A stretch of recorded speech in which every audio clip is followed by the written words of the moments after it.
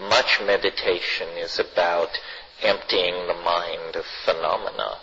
This certainly would not be a description of the psychedelic state. Well, in the interest of keeping the number of singularities to a minimum, the most elegant thing to do is to wrap the theory around and say that the starting point and the ending point are the same place. Yeah, it's the place where all is cotangent. How we could get the universe back into the primal dot in 12 years, I don't know, but there are some schemes to do that. There's always schemes to do it. You know, if the universe were some kind of vacuum fluctuation and it had an antimatter twin in a higher superspace, then there would be the potential, at least, for them to collide across all points simultaneously, and you would actually get the universe of matter disappearing instantly, and you would then be left with a universe made only of photons, because they don't have an antiparticle. What a universe purely made of light, what its physics would be like, is hard to say, but it sounds peculiarly like certain Gnostic hierophanies about gathering the light and returning the light. Ultimately, the meditation path and the psychedelic path must somehow lead to the same kinds of data if the claims of both are to be respected, which is that they give deeper knowledge about reality. Yeah. I'm all for it. I just haven't seen anything that convinced me that anybody had achieved it to any degree of significance. Imagine a drug that did nothing more than allow you to remember your dreams. I mean, that's not exactly shooting for the moon pharmacologically these days. And yet, a drug which allowed you full recovery of your dreams might unleash God knows what, because we don't know what we dream. The chemistry of DMT suggests that in deep REM sleep, it's possible every single night you have a DMT flash. But it does not transcript into short-term memory. So, or imagine a drug which allowed you to enhance long-term memory, so that you could slip into reveries of a summer day 30 years ago and play it back moment by moment by moment. This is not shooting for the moon pharmacologically. We're not talking immortality here. We're just talking simple neurochemistry. But all of these possibilities would change life beyond recognition. And I think these things should be pursued by any means necessary. You know, it's a false dichotomy, the idea that somehow you should be able to achieve these things on the natch, and they're not authentic if you achieve them through psychedelics. This is just a con to keep lineages in business, I think, because they don't want you going off the ranch and charting your own course. But where shamanism becomes priestcraft, it's already well on its way to senescence. In couple situations, I've had telepathic things. I've had in group situations very quasi-telepathic social interactions. And what I mean by that is I'm recalling an evening many years ago taking ayahuasca with these people, and they had a weird scene going. The shaman was a good guy and a good shaman, but he had a nephew who was a jerk and was sort of a pimp and kind of a hustler, and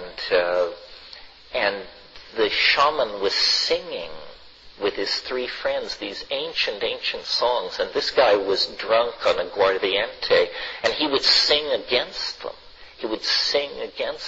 And this was in Peru, and if you know the style of rural Peruvians, people are so polite and so not up front that no social problem is ever dealt with directly. People will tolerate incredible bad behavior without turning on the person and saying, listen, you're completely out of line, knock it off.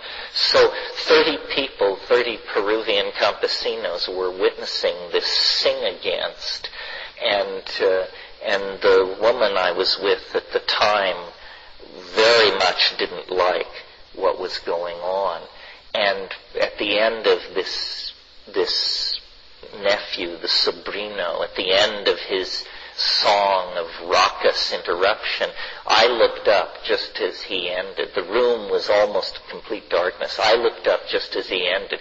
I saw her look up and look at him with a look of utter disgust. And when these red dart things got to him, it knocked him off his feet. And I heard the old shaman was sitting right to my left, and I heard him turn to his friend, and he said, the gringa sends the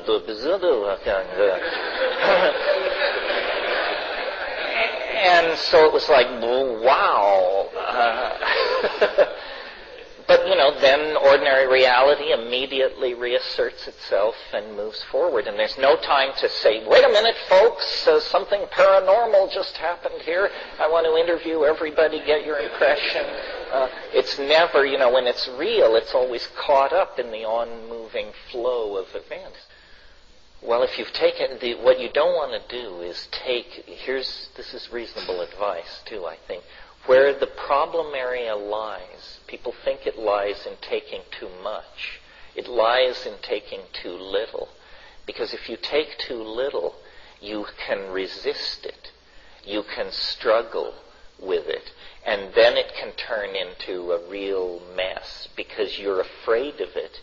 And you actually have the power to some degree to resist it. What you want to do is take sufficiently enough that there's no escape, and that the transition from ordinary reality to fully loaded is as quick as possible, because the going up is somewhat terrifying. For example, let's use psilocybin as the model. Here's how it works for me. This is not tea, this is eating raw mushrooms. It comes on more slowly. So after an hour or so, and the way I do it is I sit as soon as the mushroom enters my body, I sit and meditate. I noticed in South America they don't do it like this. They dose the ayahuasca, and then everybody just goes on talking about their motorcycles and the jobs at the sawmill and who's conning who. It's like totally, they toss it. There's a brief moment.